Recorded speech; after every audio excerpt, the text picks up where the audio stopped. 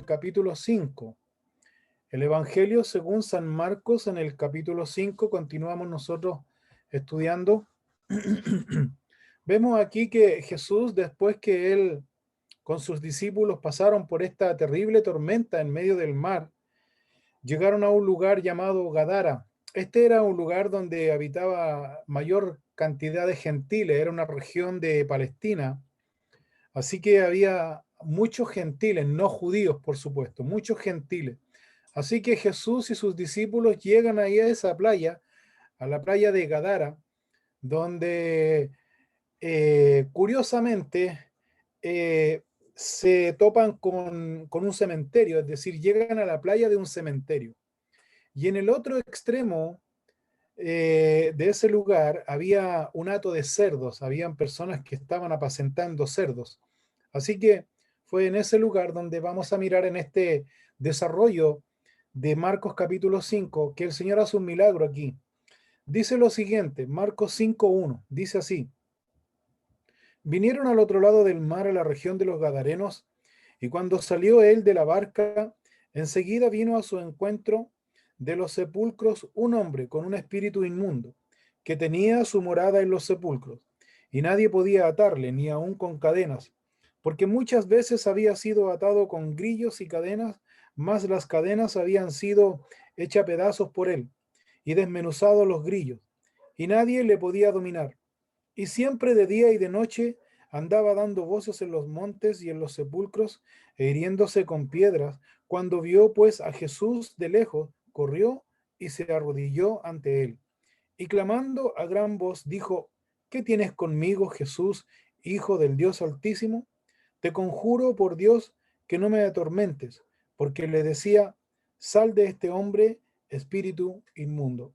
En estos primeros 8 versículos, nosotros vemos aquí tres diferentes fuerzas espirituales, por supuesto, tres diferentes fuerzas espirituales que están interactuando. La primera es la fuerza espiritual satánica. Hay un endemoniado, hay una persona que está poseída por demonios. También tenemos aquí la segunda fuerza, que interactúa para poner en cierta manera ciertos límites, que es la fuerza de la sociedad. La sociedad es quien excluye a este hombre, que quiero hacer énfasis, que si bien es cierto, Marcos menciona a uno solo, en cambio Mateo y Lucas menciona a dos. ¿Es el mismo? Son los mismos. ¿Por qué Mateo y Lucas mencionan a dos y Marcos menciona a uno en la misma situación, el mismo evento? Porque Marcos señala al que estaba más poseído, al que estaba más loco, por decirlo de alguna manera, al que tenía mayor protagonismo.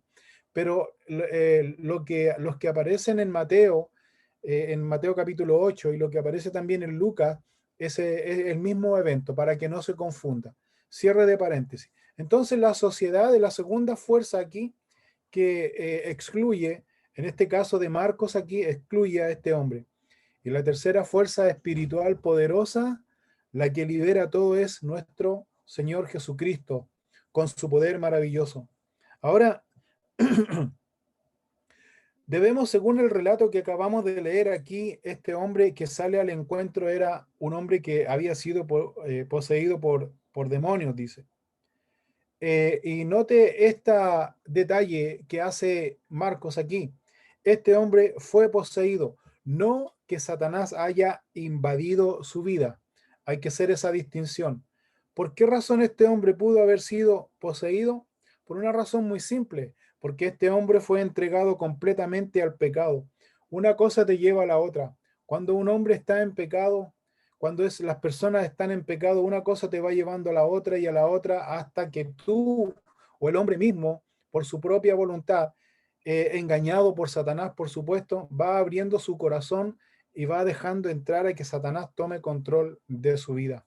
Ya, lo que quiero resaltar aquí, que este hombre no es que Satanás vino y dijo: lo voy a poseer a este, no, sino que ese hombre en cierta manera dio cabida, dio pie, dio espacio para que Satanás pudiera poseer su vida, su voluntad. ¿Por qué razón? Porque este hombre se entregó al pecado. ¿Ya? La razón que Satanás muchas veces toma posesión de las personas es porque la razón es el propósito, más bien no razón, sino el propósito es destruir a la persona, destruir al hombre. Así que aquí nosotros vemos una descripción gráfica de lo que hace Satanás en la vida del hombre que se entrega al pecado. ¿Qué hace Satanás en la vida del hombre? No solamente lo destruye a él, destruye su familia, destruye a sus amigos. El hombre que está poseído por Satanás pierde su dignidad. De acuerdo a lo que leemos aquí, el hombre que está poseído por Satanás, influenciado, guiado por el príncipe de la potestad del aire, el espíritu que ahora opera sobre los hijos de desobediencia, según lo dice Pablo a los Efesios. Esa persona no se puede dominar a sí mismo, aunque cree que se domina, aunque cree que tiene control absoluto de su vida, como dice un vulgar dicho ahí, los borrachitos, ¿no es cierto? Dicen yo lo dejo cuando quiero. Eso es mentira porque están completamente engañados, que se autodominan, pero no es así porque el vicio, porque el pecado en sí los domina a tal forma que ellos no tienen control de sus vidas. Ellos no tienen control de sus vidas. Estas personas, por lo general, que no tienen control de sus vidas, y lo vemos graficado aquí en la historia de este hombre, esas personas que no tienen control de su vida, la única solución que ellos piensan es suicidarse, el suicidio. Por esa razón nosotros vemos que este hombre se hacía daño a sí mismo, se autoflagelaba, dice, se hacía daño a sí mismo. El daño que este hombre se hacía a sí mismo era solamente para poder calmar esta posesión, este dominio, este demonio que estaba destruyendo su vida. Estas personas por lo general obviamente no tienen paz, dice. La otra cosa que nosotros vemos aquí, que la sociedad, la sociedad como segunda fuerza que interactúa aquí, la sociedad, ¿qué hace? La sociedad, debido a la condición que se hallaba este hombre, especialmente este hombre que estaba endemoniado, trató de rehabilitarlo. ¿De qué manera la sociedad trata de rehabilitarlo? Tratando de calmarlo, qué sé yo, pero fue imposible. ¿De qué forma la sociedad trató de rehabilitarlo cuando no pudo la sociedad rehabilitar a este hombre? ¿Qué hizo? Lo expulsó, lo sacó de su familia, lo sacó de la comunidad. ¿Y dónde lo puso? Lo puso en un cementerio. ¿De qué manera la sociedad aquí aplica esta, entre comillas, rehabilitación a este hombre? Encadenándolo, amarrándolo, con grillos, dice, con amarras, dice. Y como este hombre tenía una fuerza increíble, yo no sé si alguno de ustedes ha tenido esa terrible, terrible experiencia de poder lidiar con personas que están poseídas. Si usted ha tenido alguna experiencia con este tipo de personas que han tenido esta posesión demoníaca, usted puede coincidir conmigo que tienen una fuerza increíble, hermano. Tienen una fuerza increíble. No sé de dónde sacan fuerzas, pero tienen una fuerza increíble. A mí en mi vida de creyente me ha tocado lidiar como dos veces más o menos con personas así. Y la verdad es que es fuerte la experiencia y también tienen una, como le digo, una fuerza física, pero increíble. Pues eso explica entonces aquí, a través de este hombre, que la sociedad trató de contener a este hombre, pero no pudo hacerlo. ¿De qué manera? Encadenándolo con grillos, con amarras, y como no pudieron sujetarlo, entonces lo expulsaron. ¿Dónde lo pusieron? En el cementerio, donde nadie, obviamente, nadie lo podía dominar. Así que aquí nosotros vemos claramente, hermanos, una descripción gráfica de lo que hace Satanás en la vida del hombre que le entrega su vida.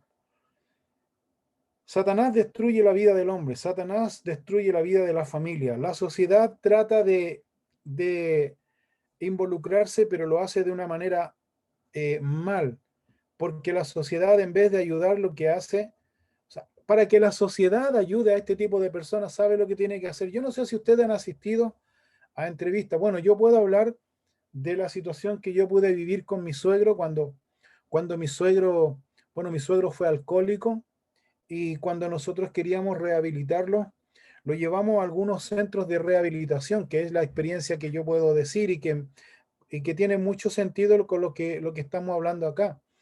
Que primero eso no es una enfermedad, sino que eso es una posesión demoníaca, totalmente. No es una enfermedad, la sociedad lo trata como enfermedad, pero no es una enfermedad. Sabemos nosotros que la Biblia no lo trata como enfermedad, sino que es un vicio, es una posesión. La otra cosa es que lo que hace la sociedad para ayudar recién a la persona que está con esa problemática, lo que hace la sociedad es, primero, que el hombre deba reconocer su condición. Como decimos en buen chileno, la persona debe tocar fondo. Cuando la persona toque fondo, recién la sociedad comienza a hacer sus terapias psicológicas de rehabilitación, de convivencia, etcétera, etcétera, recién. Pero el hombre, ¿qué tiene que hacer? Tocar fondo. Entonces la pregunta que se hace uno inmediatamente es ¿qué pasa con aquella persona que no tiene conciencia? O sea, no es que no tenga conciencia, sino que simplemente no se quiere rehabilitar. La sociedad, ¿qué lo hace? Los desecha. Y ahí nosotros tenemos a los indigentes, a los borrachitos que andan en la calle, a los drogadictos, a lo que la gente, a lo que las familias, cuando tienen una situación así, a lo que las familias los llaman casos perdidos, a lo que la sociedad lo llama una lacra justamente de la sociedad, los expulsan. Y ahí nosotros tenemos los indigentes. Bueno, entonces nosotros vemos que este es un problema de fondo. ¿Cuál es el problema de fondo? Es una posesión demoníaca totalmente. Ahora, la tercera fuerza espiritual que nosotros vemos aquí, quien no fue ni pedida por nadie, sino llegó a ese lugar, ¿quién fue? Fue nuestro Señor Jesucristo. Nuestro Señor Jesucristo dice que Él llega a ese lugar y a raíz de, no fue casualidad, sino que simplemente Jesús llegó. Ahora, es interesante observar que Jesús llegó ahí. ¿Por qué?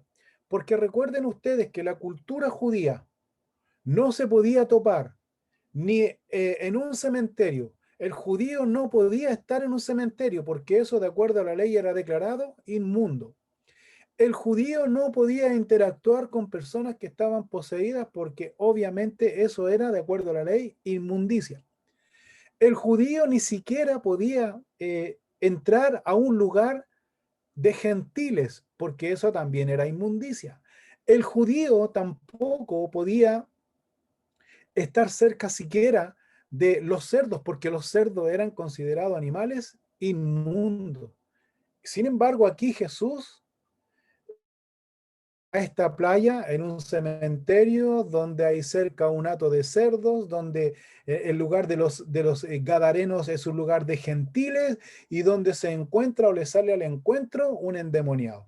O sea, ¿qué se cumple ahí? Se cumple lo que Jesús dijo. ¿Qué dijo Jesús? Jesús dijo que él no vino a eliminar la ley, que Jesús no vino a sacar la ley, sino que Jesús vino a darle el correcto sentido a la ley. Interesante. Y Jesús llega a ese lugar. Jesús fue el quien, digamos, pone atención a este hombre. La otra cosa importante que nosotros vemos es que algunos comentaristas bíblicos dicen que la tormenta que ellos tuvieron anteriormente, que lo vimos en la semana pasada, la tormenta que Jesús y sus discípulos tuvieron en medio del mar, algunos comentaristas bíblicos, y yo creo que así fue también, dice que esa tormenta fue provocada por Satanás, porque Satanás no quería que Jesús llegara a Gadara para liberar a estos endemoniados. Tiene sentido. Y eso, la verdad es que la Biblia no dice, no asegura, pero en lo personal yo pienso que así fue, digamos, porque Satanás no quería que este hombre fuera liberado. Así que Jesús de igual manera, y lo que está haciendo Satanás ahí, no solamente está intimidando a Jesús, sino también a los discípulos. Versículo 6 y al versículo 8 dice lo siguiente en relación a esto. Dice, el encuentro ahora, se provoca el encuentro. Dice, cuando vio pues a Jesús de lejos, corrió y se arrodilló ante él. ¿Quién? El endemoniado. Y clamando a gran voz dijo, ¿qué tienes conmigo, Jesús, Hijo del Dios Altísimo? Te conjuro por Dios que no me atormentes, porque le decía, sal de este hombre, espíritu inmundo. Los demonios que poseían a este hombre le tenían miedo a Jesús, le tenían miedo a Jesús. ¿Por qué le tenían miedo a Jesús? Esa es la razón que nosotros vemos aquí, la expresión corporal de este hombre. Vio a Jesús, eh, se arrodilló ante él y clamando, esta palabra clamando da la idea de rogar, de suplicar. ¿A quién? A Jesús. ¿Quiénes le están suplicando a Jesús? ¿El hombre? No, los demonios que están hablando a través del hombre, porque le están diciendo a Jesús cara a cara, le están diciendo, ¿qué tienes conmigo, Jesús, Hijo del Dios Altísimo? La, la, la razón de por qué los demonios mencionan y hablan y le dicen, Jesús, Hijo del Dios Altísimo, la idea, el propósito de los demonios es sembrar la duda en los que estaban oyendo. Estaban los discípulos y había otra gente que estaba escuchando ahí. Entonces, este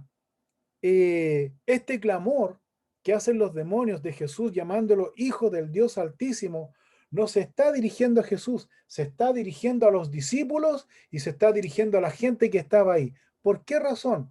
Porque los demonios y Satanás querían que Jesús fuera anunciado rey antes del tiempo, antes de su muerte. Para ser más detallista aún, ¿se acuerdan ustedes cuando Jesús fue bautizado en agua? ¿Se acuerdan de esa escena cuando Jesús fue bautizado en agua por Juan el Bautista? Y dice la Escritura que el Espíritu lo llevó al desierto, ¿se acuerdan? Y Jesús fue tentado por Satanás 40 días y 40 noches, en donde Satanás tentó a Jesús en tres áreas: en el orgullo, en la fama y en las riquezas, si no mal recuerdo. En las tres áreas, en el orgullo, en la fama y en la riqueza. Entonces, eh, Satanás siempre tenía eso en mente. Y aquí Satanás no se detuvo, sino que siguió, porque quería que la gente pensara en Jesús, que lo hiciera rey antes de tiempo. Si la gente hacía rey antes de tiempo a Jesús, si Jesús se creía el cuento que era el rey y se dejaba querer por la gente que fuera el rey, hasta ahí nomás llegó la muerte de Jesús. No habría muerte. Pero Jesús, como estaba centrado y como estaba enfocado en que debía morir en la cruz del Calvario, Jesús inmediatamente hacía callar a estos demonios. Inmediatamente los hacía callar. La otra cosa interesante que nosotros vemos aquí es que estos demonios le pedían al Señor, le rogaban. Dice la segunda parte del versículo 7, te conjuro por Dios que no me atormentes, porque Jesús le decía, sal de este hombre, espíritu inmundo. O sea, nosotros miramos y vemos que estos demonios tenían miedo de ser atormentados antes del tiempo. Eso nos indica entonces que los demonios saben cuál es su final. Satanás y sus demonios saben cuál es el final. El final es tormento, tormento eterno. Entonces cuando ellos veían a Jesús se transaba una batalla espiritual ahí, que obviamente Jesús siempre salió triunfante de esto. Ahora, vemos aquí un hecho importante, que en este diálogo Jesús muestra compasión, pero muestra compasión con el hombre, con el ser humano. Muestra compasión con el ser humano. ¿Por qué muestra compasión con el ser humano? Porque con este hombre fue expulsado al cementerio porque nadie quería hablar con él, todos le tenían miedo. Jesús dialoga con este hombre. Si bien es cierto, estaba poseído por demonios, pero Jesús, la muestra de amor y de gracia hacia este hombre, lo que nos indica que Jesús aborrece el pecado, pero al pecador le tiene compasión, al pecador lo ama. Jesús se revela y se presenta ¿a quién? Al pecador. La primera cosa que nosotros observamos aquí. Lo segundo que nosotros observamos aquí es que los demonios confesaron que Jesús es el Hijo de Dios. Confesaron, confesaron por miedo. Los demonios creían quién es Jesús. De hecho, así lo dice Santiago capítulo 2, versículo 19. Santiago capítulo 2, versículo 19 dice lo siguiente en relación a esto. Dice, tú crees que Dios es uno, dice. Bien haces. También los demonios creen y tiemblan. O sea, aquí nosotros vemos que los demonios creen en Jesucristo, le tienen miedo. Hay personas que creen en Jesucristo, tienen conocimiento de Jesucristo, a diferencia de los demonios, no le tienen temor, no le tienen temor. Entonces, vemos nosotros aquí que los demonios creen que Jesús es el Hijo de Dios. Creen también otra cosa interesante que nosotros debemos observar, que los demonios, los demonios, bien digo, creen que Jesús tiene autoridad y poder sobre ellos, porque le dicen, te rogamos por favor, que no nos atormentes, no nos atormentes. O sea, eso entonces está diciendo de que Jesús tenía poder y autoridad para atormentarlos, sí. Y los demonios lo saben, los demonios lo saben. Entonces, de hecho, cuando los demonios están diciendo aquí, esta es otra realidad, verdad absoluta, principio absoluto, que los demonios van a llegar a ese lugar de tormento. ¿Cuál es ese lugar de tormento? Es el infierno. Recuerden ustedes que el infierno fue creado para Satanás y sus demonios, pero el hombre va a llegar a ese lugar porque el hombre es porfiado, porque el hombre, perdonando la expresión, porque el hombre es tosudo, es soberbio. El hombre va a llegar a ese lugar por su propia cuenta, no porque Dios lo envía ahí, sino porque el hombre va a llegar a ese lugar. Quiero hacer un paréntesis aquí para explicar esto un poco más. Hay dos juicios. El libro de Apocalipsis nos menciona dos juicios. El primer juicio, que es el tribunal de Cristo. En el tribunal de Cristo vamos a entrar todos nosotros, los creyentes, los que hemos sido fieles en Cristo. Vamos a entrar en ese tribunal de Cristo y vamos a ser compensados por las obras que hemos hecho hacia el nombre de nuestro Señor. Sean buenas, sean malas nuestras obras, o sean de menor valor, vamos a ser compensados. A eso se refiere el apóstol Pablo, que vamos a ser compensados porque nuestras obras son como heno, madera, piedras preciosas, metales preciosos y todo ese tipo de cosas. Nuestras obras de esa manera se clasifican. ¿Quién nos va a compensar en ese día? Nuestro Señor Jesucristo. Perfecto. Ahí vamos a ser salvos y nosotros vamos a estar con Cristo. Lo segundo, en Apocalipsis capítulo 20, versículo 15, aparece el juicio del trono blanco. Si tú miras bien ahí, el juicio del trono blanco, ¿quiénes van a llegar ahí? Van a llegar todos aquellos que, conociendo a Dios, sabiendo lo que tenían que hacer por Dios, sabiendo y entendiendo que tenían que obedecer a Dios y hacer la obra, aún así, a pesar de tener todo ese conocimiento, lo rechazaron. Lo rechazaron voluntariamente. Por lo tanto, ahí, en el juicio del trono blanco, van a ser todos condenados al juicio eterno. Van a ir a ese lugar. Cierre de paréntesis. Entonces, cuando los demonios están diciéndole a Jesús aquí, le están diciendo, por favor, te conjuramos por Dios que no nos atormentes, el lugar de tormento es justamente ese, el infierno, el que acabamos de mencionar. Entonces, pero Jesús, insisto en esto, lo más relevante de este punto es que Jesús expulsa el demonio de este hombre. En Mateo capítulo 8, versículo 28 al versículo 29, Mateo capítulo 8, versículo 28 y 29, si alguien lo puede leer, puede abrir su micrófono y me puede ayudar leyéndolo en voz alta, por favor. ¿Lo leo? Por favor. Mateo 8, 28. Sí. Dice, los endemoniados gadarenos. Cuando llegó a la orilla, a la tierra de los gadarenos, vinieron a su encuentro dos endemoniados que salían de los sepulcros, feroces en gran manera, tanto que nadie podía pasar por aquel camino.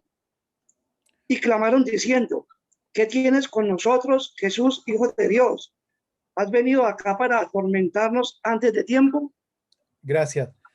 Fíjate que aquí Mateo es más exacto aún. Mateo dice, ¿has venido acá para atormentarnos antes de tiempo. ¿A qué tiempo se está refiriendo?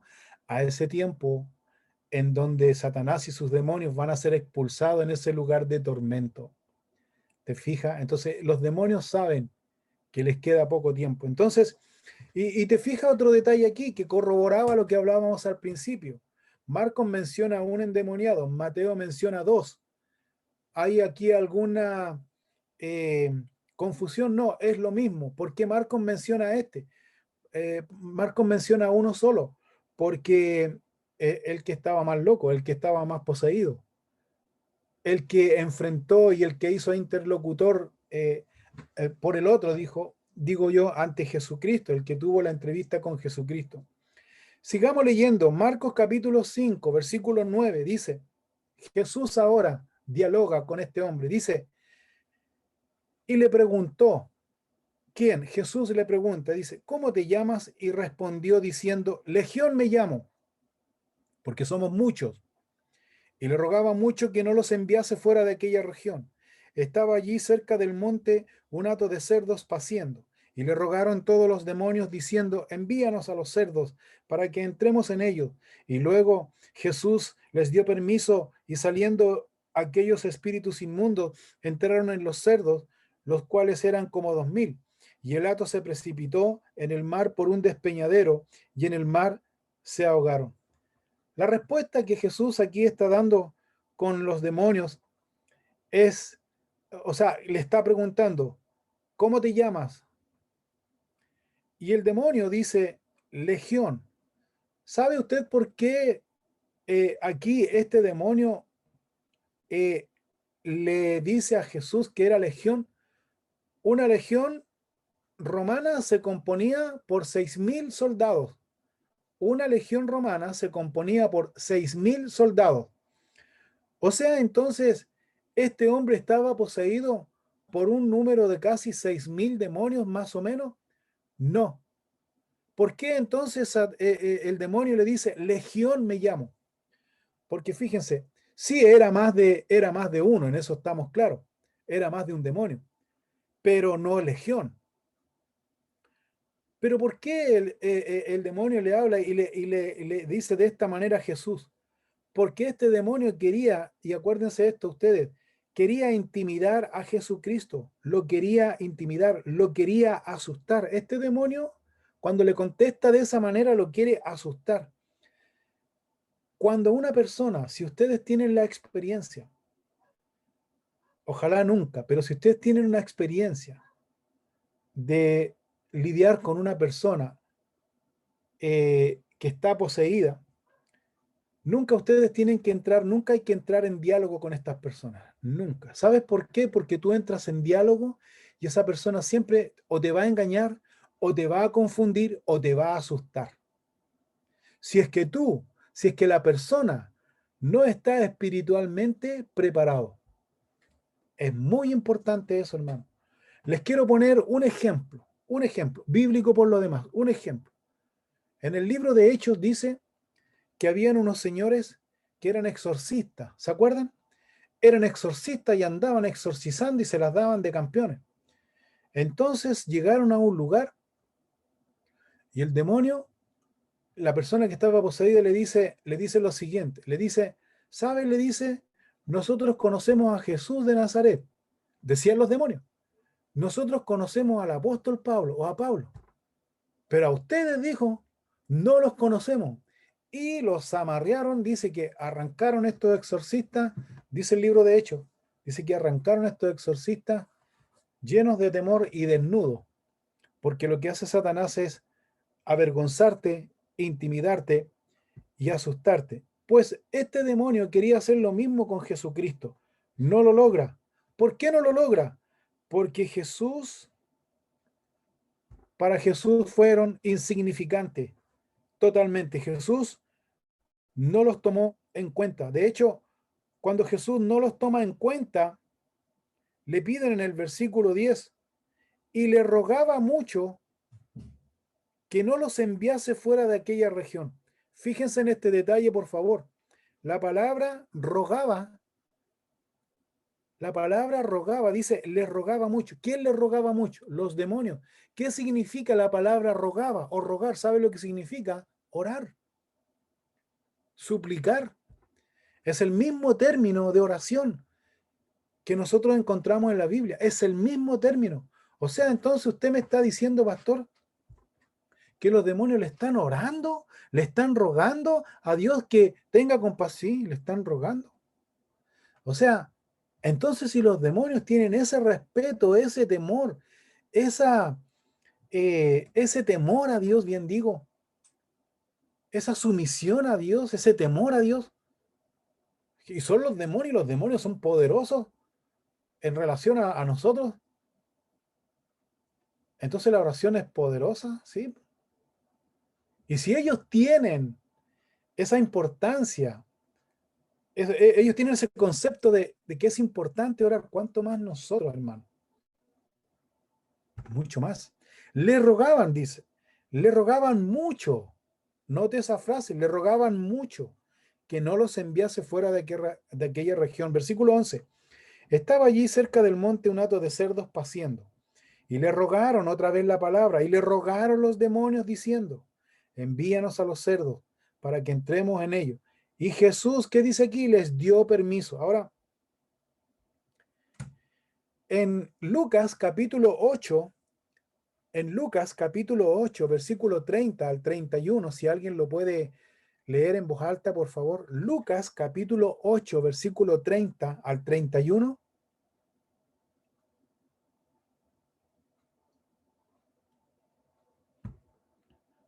Lucas capítulo 8, versículo 30 al 31. ¿Qué Y le dice? Si alguien lo... preguntó, y le preguntó Jesús diciendo, ¿cómo te llamas? Y él dijo, Legión, porque muchos demonios habían entrado en él, y le rogaban que no los mandase ir al abismo. Ahí está más claro, te fijas. Al abismo, al tormento, al lugar de perdición, a ese lugar que hablamos anteriormente, el infierno. Le rogaban que no los mandase ir al abismo, al lugar de tormento. Ahora, aquí en esta escena dice que Jesús les da permiso porque estos demonios dicen, mira, ahí hay un hato de cerdo, ¿por qué no nos envía ahí? ¿Por qué razón Jesús expulsa a estos demonios, a los cerdos que había en ese lugar? ¿Cuál es la razón? ¿Por qué Jesús les dio permiso? Según lo que yo veo aquí hay dos razones principales. Número uno, Jesús les dio permiso para demostrar a estos hombres que estaban poseídos por demonios que estos demonios ya habían salido de su cuerpo. Una evidencia visible de que esos demonios ya no estaban poseyendo más a estos hombres o a este endemoniado. La primera razón. La segunda razón de por qué Jesús le da permiso a estos demonios que se vayan a esos cerdos es para que la gente, incluyendo a este endemoniado, ex endemoniado, los discípulos y la gente, los espectadores que estaban viendo ahí, pudieran ellos dimensionar y ver el poder destructivo que Satanás tiene para el hombre. Porque cuando estos demonios se introdujeron en estos cerdos de manera instintiva, natural, se precipitaron al abismo y murieron. O sea, Jesús logra dos objetivos principales.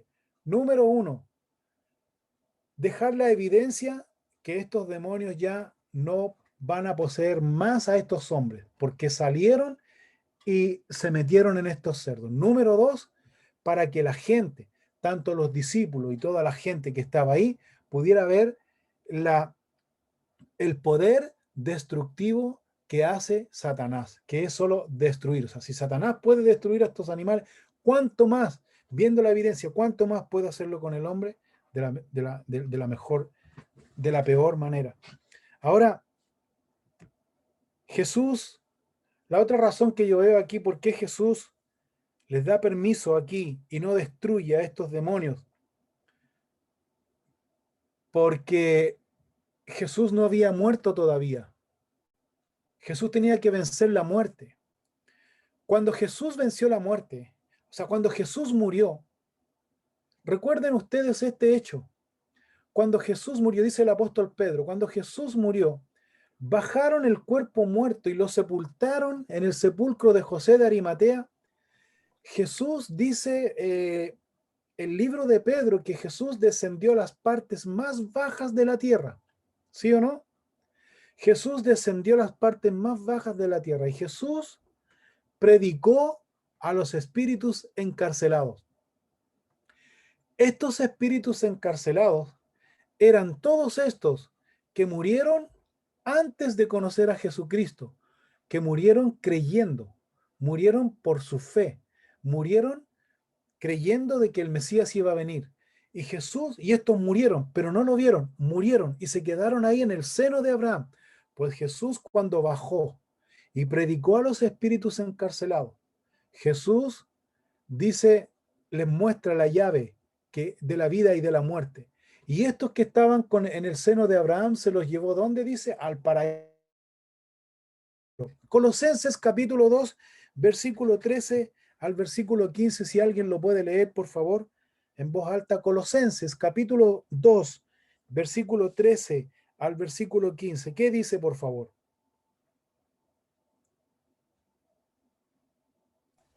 Y a vosotros, estando muertos en muertos en pecados y en la incircuncisión de vuestra carne, os dio vida juntamente con él, perdonándoos todos los pecados, anulando el acta de los decretos que había en contra nosotros, que nos era contraria, quitándola de en medio y clavándola en la cruz, y despojando a los principados y a las potestades, los exhibió públicamente, triunfando sobre ellos en la cruz.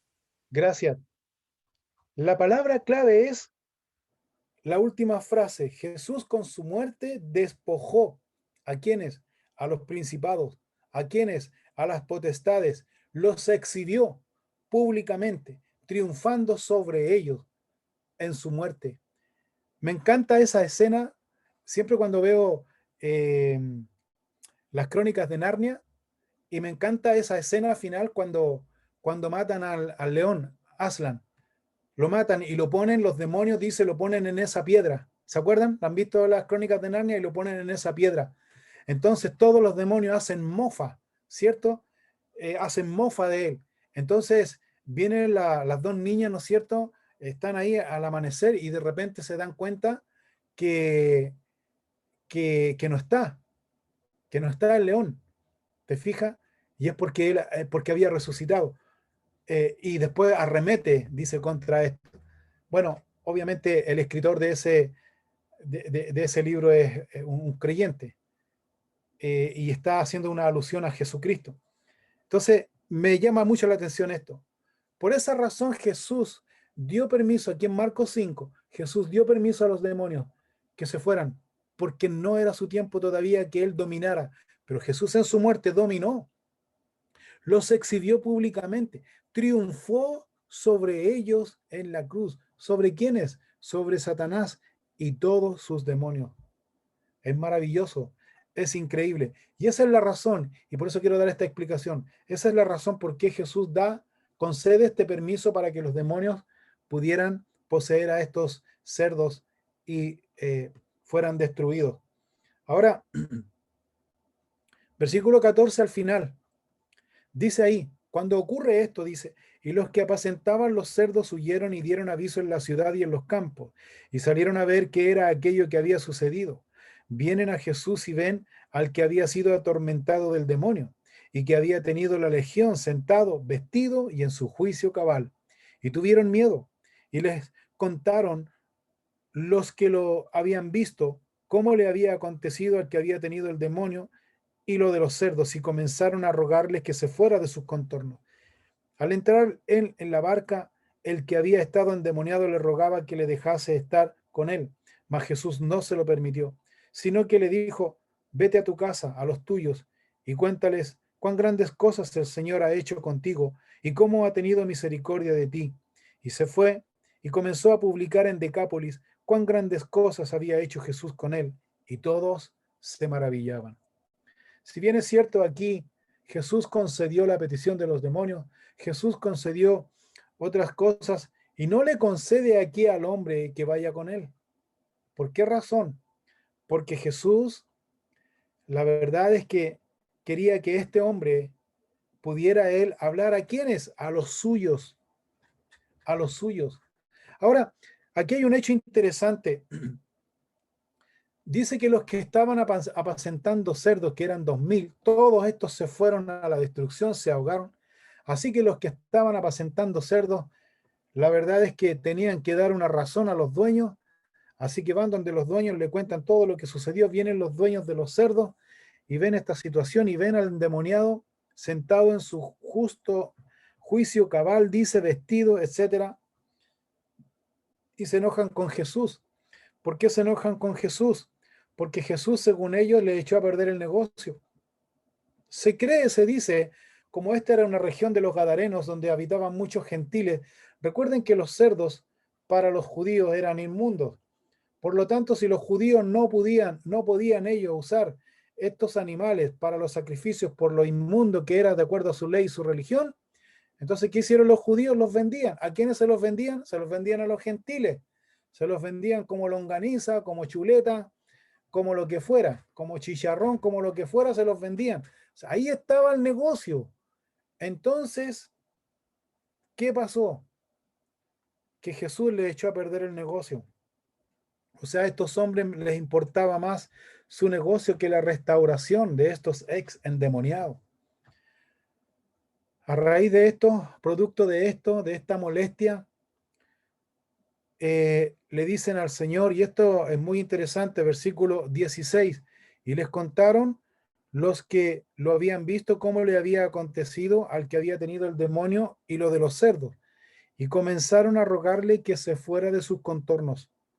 Al entrar él en la barca, el que había estado endemoniado le rogaba que le dejase estar con él. Estos hombres le dicen, tú no eres bienvenido, Jesús, no te queremos aquí, así que por favor te vamos a pedir que te vayas. ¿Qué hizo Jesús? Se fue. Jesús nunca va a entrar a un lugar donde no es invitado voluntariamente. Jesús nunca va a interferir en los planes de las personas si las personas no involucran a Jesús en su vida. No lo va a hacer, porque Jesús no va a interferir ni va a arremeter contra la voluntad de cada uno. Aquí no fue bienvenido y Jesús subió a la barca y se fue. Pero aquí el hombre que fue sano completamente quiere ir con Jesús y Jesús le dice, ¿sabes? Le dice, vaya a su casa, vaya a los suyos, vuelva a su casa, vuelva a los suyos. Cuando le dice a su casa se refiere a la familia.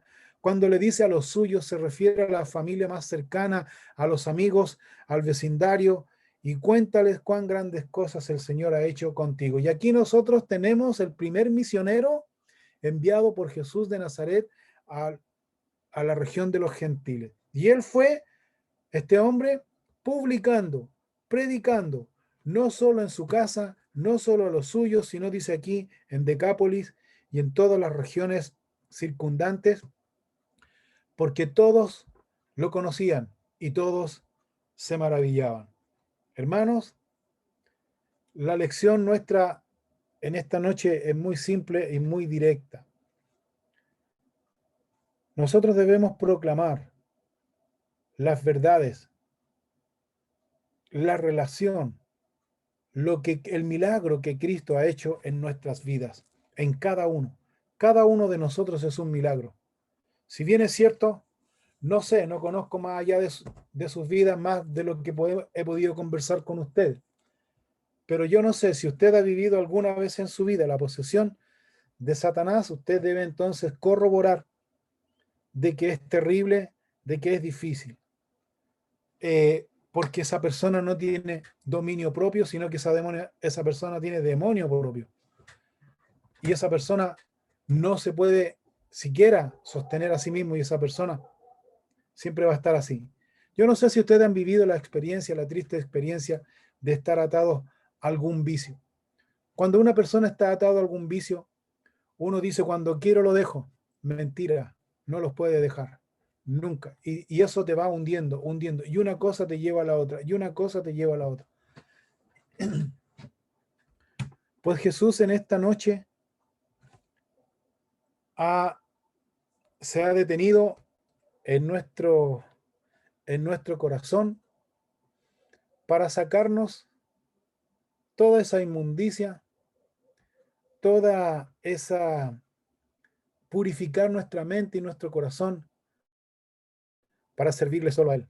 Tal vez usted no está poseído, pero sí tal vez usted pueda estar influenciado. Recuerden que posesión e influencia son dos cosas distintas. Y la influencia muchas veces viene por la falta de perseverancia, por la falta de fe. A veces la influencia o la mala influencia que el espíritu ejerce sobre los hijos de desobediencia es justamente por eso, porque hemos sido desobedientes a los principios, a los preceptos que el Señor nos enseña aquí en su palabra. Quiero leerles como última cita bíblica, 2 Corintios, en el capítulo 6, en el versículo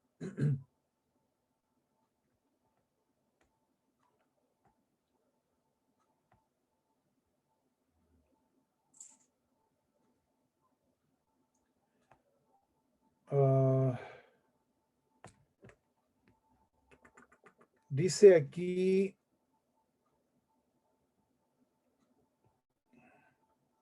Segunda de Corintios, donde habla de que somos templo del Espíritu Santo de Dios. Si alguien me puede ayudar, lo tengo acá, pero... 14, Alberto. Del Sí, el 14, 14. del 14 al 17. Claro que sí. No os unáis en yugo desigual, gracias. No os unáis, dice, en yugo desigual con los incrédulos, porque ¿qué compañerismo tiene la justicia con la injusticia? ¿Y qué comunión la luz con las tinieblas? ¿Y qué concordia Cristo con Belial? ¿O qué parte el creyente con el incrédulo? ¿Y qué acuerdo hay entre el templo de Dios y los ídolos? Porque vosotros sois el templo del Dios viviente. ¿Quiénes somos el templo del Dios viviente? Nosotros.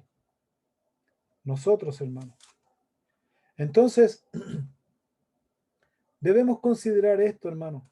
A veces el templo del Dios viviente está inmundo, hay inmundicia, hay influencia. Está lo que se dice el fruto o los frutos de la carne, que Pablo da una larga lista del fruto de la carne. Hermanos, para que realmente Dios pueda hacer una obra transformadora en nosotros, nosotros tenemos que considerar venir a Cristo voluntariamente para que Él nos purifique. Porque es necesario, y con esto concluyo, es necesario que así como el Señor nos enseña a través de este hombre, cuando este hombre le dice, Señor, yo te quiero seguir, y este hombre le dice, anda a tu casa, no me sigas, mejor anda a tu casa, anda a los tuyos, de la misma manera Dios nos quiere usar a nosotros, a cada uno, que nosotros hablemos del evangelio de salvación que transforma, que es poder y potencia, transforma nuestra mente, nuestro corazón y nuestra vida, a nosotros, para que nosotros podamos hablarle. ¿A quiénes? A los de nuestra casa. ¿A quiénes más? A los suyos, a los que están a nuestro alrededor, nuestros familiares, padres, madre, hermano, hermana, tía, sobrino, etcétera, vecindario, amigos, vecinos, etcétera, compañeros, etcétera. Y así a todo el mundo. Ese es el orden. Porque estamos en esa urgencia, estamos en esa necesidad. Que ojalá, hermanos, podamos nosotros tomar este desafío y este compromiso y este llamado de atención que Jesús nos da en esta noche. Oramos y damos gracias a Dios. Te damos gracias, Señor, por la enseñanza de tu palabra en esta noche. Te damos gracias, Señor, por enseñarnos, exhortarnos, animarnos, disciplinarnos, Señor, hablarnos fuerte, pero también te damos gracias por remecer nuestra conciencia y ver quién realmente somos delante de ti, Señor. Tal vez, Señor, no estamos poseídos así como este hombre, Señor, pero a veces, Señor, sí estamos influenciados y mal influenciados. Y esa mala influencia es producto de ser inconstante, porque no somos perseverantes, porque muchas veces prestamos más atención al consejo de la sociedad, más que el consejo de tu palabra, Señor. Oramos esta noche y rogamos, Dios, que seas tú liberándonos, que seas tú purificándonos, Señor, limpiando nuestro corazón, nuestra mente y nuestra vida, porque hemos sido comprados por precio, un alto precio, Señor, y te pertenecemos a ti, Señor, ahora. Perdona nuestros pecados, perdona nuestras faltas y purifica nuestro corazón, siendo perseverantes y constantes en la lectura, meditación y oración. Que podamos cada día ser purificados y nuestra mente limpia para poder estar sin mancha, sin arruga, cuando tú vengas a buscar tu iglesia y estar contigo en la eternidad. Oramos, Dios, para que tu Espíritu Santo y tu palabra se hagan real en nuestras vidas.